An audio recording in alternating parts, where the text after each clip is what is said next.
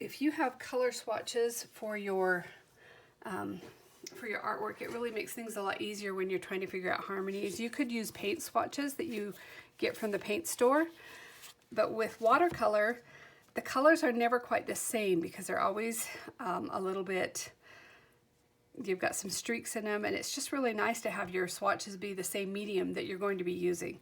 And with these color swatches, when I'm making them on purpose, I will generally put the colors that I mix to get them, alizarin phthalo and magenta ultramarine, to get these. And I use them. I know it seems kind of weird, like, oh, you would only use those in school, but no, if I'm trying to do a painting and I'm getting a little bit stuck and I think, okay, I want to do lilacs. Well, I can use, how many different purples are there that I could use?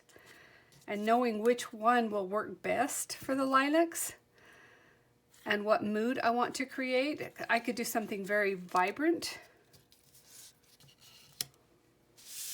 or I could do something a little bit more subdued.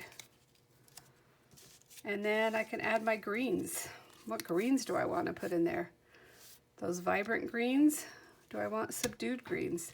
Can you see how even though I've got lilac and green, this is a more sophisticated palette for my watercolor, so I can figure out what I might want in my painting just by playing with these guys. And I've done that before where I sit there and make combinations and combinations, and finally it's like, ah, that one will work, and that one gives me a really beautiful look. So when I do these, if I say, okay, you know what? Nope, I need something darker for my shadows.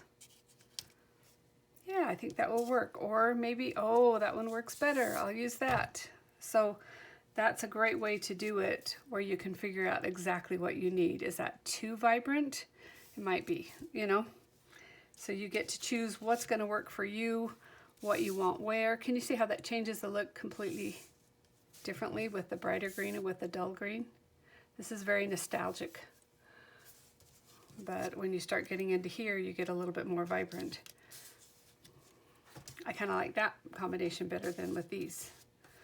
So it could be that I would do something like that. Now that one is pleasing to me, and this one is pleasing to me. So I would have two different options that I could use. I have a gray piece of paper here.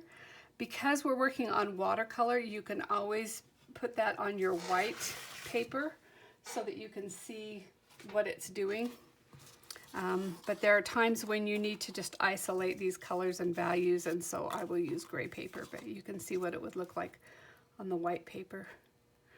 So these are very handy to have and kind of fun to make.